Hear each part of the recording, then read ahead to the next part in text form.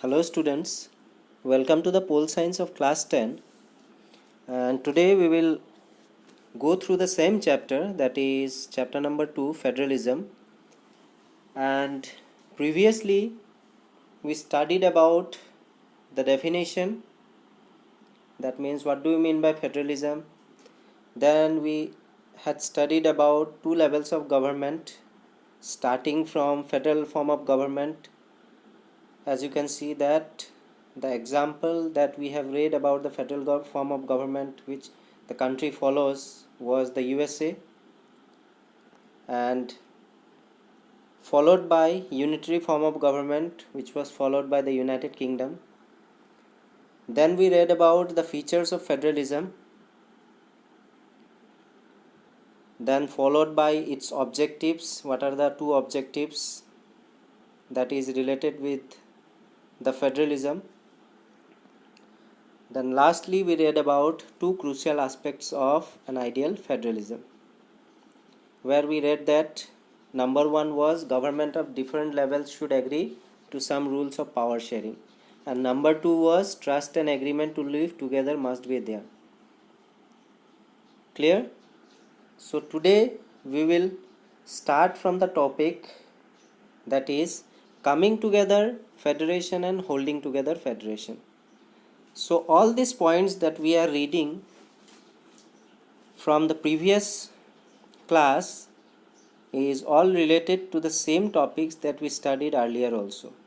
So you can say that this is one kind of a revision of the same chapter, federalism, in order to understand or in order to check that how much we have understand the topic or the chapter federalism. So we will go one by one to understand each and every topic more elaborately.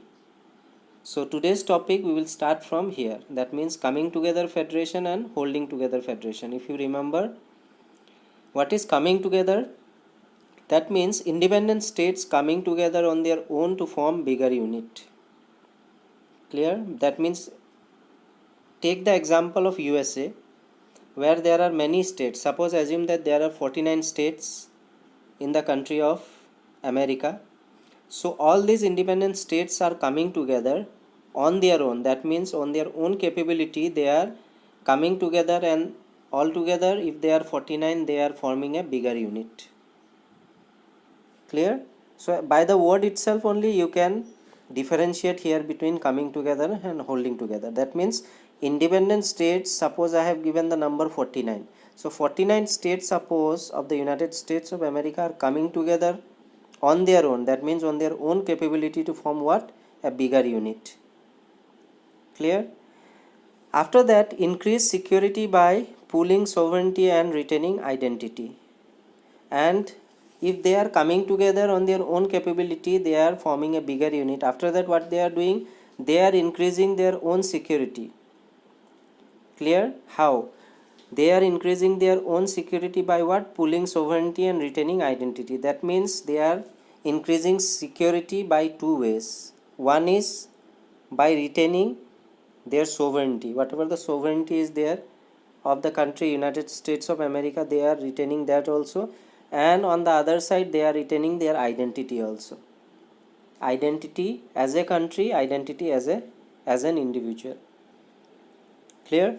After that, all constituent states have equal power. One unique feature of coming together federation is that, suppose I have taken the example of 49 states that is in the country of USA. That means all 49 states along with the country United States of America will have equal power. That means what? In the form of federalism, there are two forms of government are there. One is coming together federation and another one is holding together federation. So if we talk about coming together federation, that means what?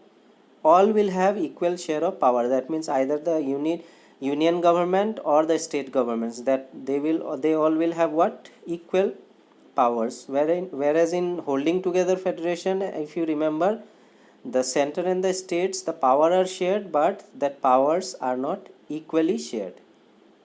But in the coming together federation, all powers are shared equally.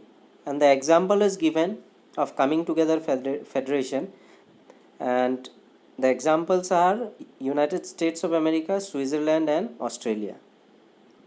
Clear? One of the question related to coming together and holding together federation actually came in your MCQ test recently, if you remember, and many of you were able to give the answers correctly. After that, while coming to holding together, if we talk about holding together, large country decides to divide power between constitutional units and center. Here I will take the example of our own country, India. That means suppose India is a large country which will decide what? To divide power between constitutional units and centers. That means in the form of hierarchy, if you remember, the uppermost hierarchical level will be of the union government or the central government. Then followed by its second unit, or if applicable there can be third unit also. So after that union government, the second that comes in order of hierarchy will be state government, and after that local level of government that we have studied recently regarding the country India, where India follows what? Holding together federations. Then secondly, center is more powerful vis-a-vis the states. Here you can differentiate between coming together and holding together, where in the form of holding together federation, here the power is not shared equally. That means what? The center or the union government is having more power than compared to the state governments or the other constitutional units as applicable in the country. After that, constituent units of federation have unequal powers. So this is obvious, relating it to the second point, that center is more powerful. If center is more powerful, that means what?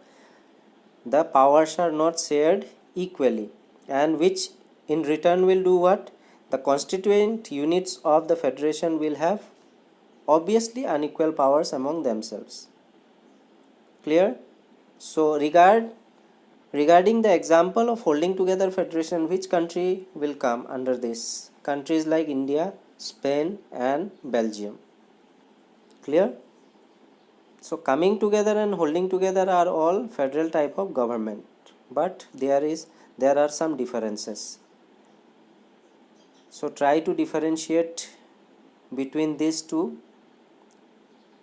as I have made you understood about both the points. What are the differences that comes in coming together federations, and what are the major differences that comes in the holding together federations? Clear? After that, the point that next comes is what has made India a federal country. So we know that India is a federal country. So what has made India actually a federal country? Let us read them. Number one is that Constitution has declared India as a union of states. So this is the first criteria which is actually required for a country to be a federal country or a federal form of government. Clear? After that, there are three tiers of federalism. In India, we are talking about India. So in India, there are three types of federalism. That means if we read about federalism, that means what? Two or more types of government.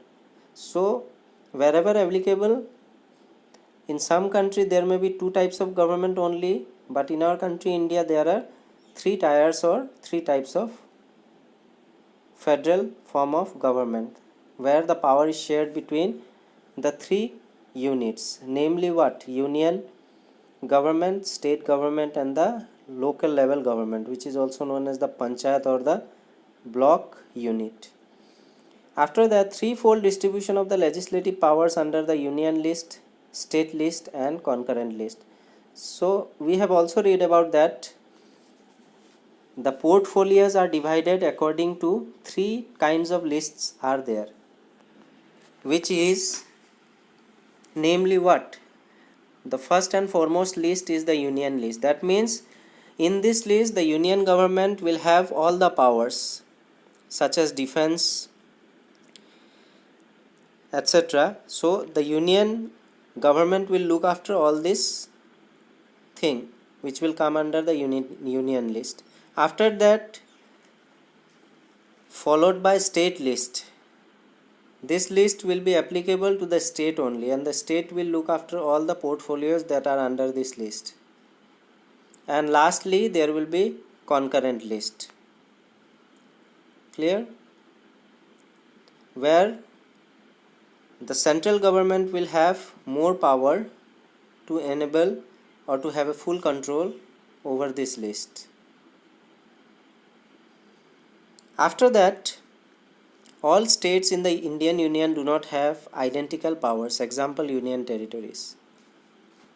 So these are all features of the country India that is following a federal form of government. That means number 4, what it is written, that apart from the union government and the state government or the states, one more Indian Union is there which do not have that much of powers, and these union territories are the example of that kind of units which do not have the equal powers as of state, and these union territories are totally controlled by the central government, remember, or the union government. Remember this. After that, changes in power sharing has to be passed by 2/3 majority in the parliament. So whatever the changes, if it is required and if it is felt that whatever the changes, if required, if there are changes to be made in the form of power sharing, then these changes has to be passed by 2/3 majority in the parliament. Clear? In case of any dispute regarding division of power, the apex court will take the decision. That means if there is any dispute regarding division of power, and this dispute can be obvious between whom? The union government and the state government. And if this dispute arises, who will come as an umpire? We had read that earlier, the court. That means the highest court is the Supreme Court, and the highest court in the state is the High Court. So all this court will come and take a decision if disputes arises between the governments, different types of government in our country. After that, we just read about 3 kinds of list. 1/4 list is also there, which is also known as residuary subjects. So we will go through this list also, starting from first list, that is union list. Clear? Has subjects of national importance.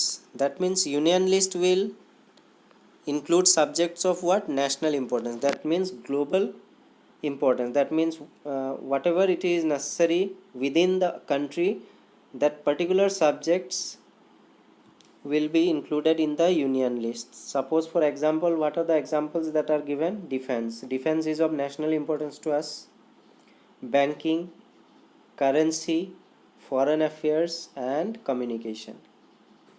So regarding currency, if you remember about demonetization, when the old 500 and 1000 notes were banned, that was being announced by our Honorable Prime Minister Shri Narendra Modi ji. Why he had actually announced? Because regarding currency, this is under which list? Union list. And who is the head of the union? The central government, the Prime Minister. So from that end also you can say that regarding currency, regarding demonetization, that comes under which list? The union list. And regarding union list, one more point is written in the middle, that is number 2 point, that union alone can make laws. That means what are the laws that has to be made regarding defense, banking, currency, foreign affairs, and communication. So regarding these 5 subjects, who will make laws? Union government will make laws. After that, moving on to the second list, that is state list. So has subjects of local and state importance. So whatever the lists are there in the state list, that may be of local importance also, that may be of state importance also. Suppose assume that of our own state Assam, that means you can assume that the subjects like state police, then irrigation related to state of Assam, then trade and commerce related to state of Assam. All this will come under what? State list, because these are the subjects of what? State importance and local importance. That means if I tell about police of Assam, that will be named as Assam police. So that Assam police will be under whom? The state government. And state government will only make laws regarding police, trade and commerce, agriculture and irrigation of their own state respectively. Maybe that of Assam, maybe that of Kolkata. That separate state government will look after all this list. Clear? So all the state government will have this list under them, such as police, trade, commerce, agriculture and irrigation. After that, moving on to the third list, that is concurrent list. So has subjects of common interest both to center and state. That means what? This concurrent list includes subjects which are important to both the type of government, that is to the state government also and to the central government also. So regarding this concurrent list, both the state and central government can make laws. Unlike the others, like the other two, where in the union list only union government can make laws and in the state list only state government can make laws, like that in the concurrent list both the center and state both can make and frame laws. So what are the subjects that comes under this concurrent list? Education, forest, trade union, marriage, adoption and succession.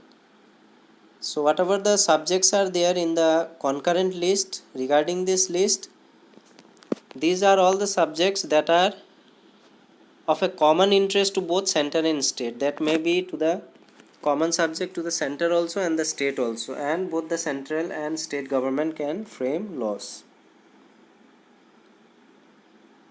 Clear?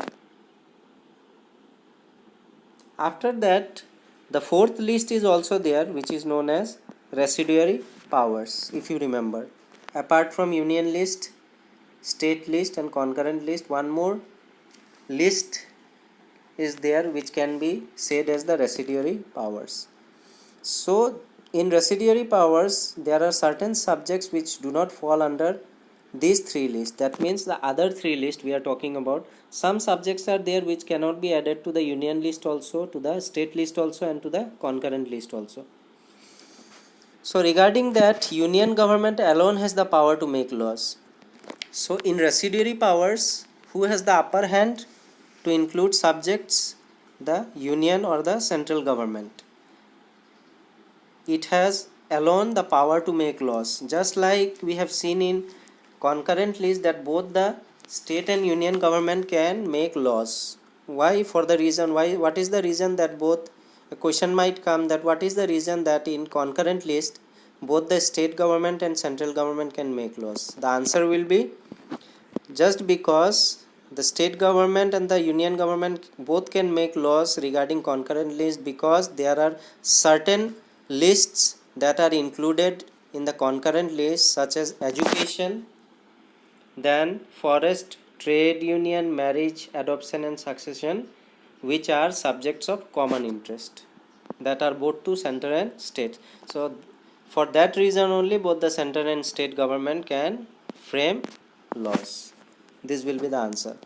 But regarding residuary powers, where there are different subjects which cannot be included in the union list or the state list or the concurrent list, so there comes the fourth kind of list that will be known as residuary powers, and which subjects will be included. For example, it is given computer software. So computer software can be said as residuary powers, that comes as a fourth list. And who has the power to make laws regarding these residuary powers? Only the central government.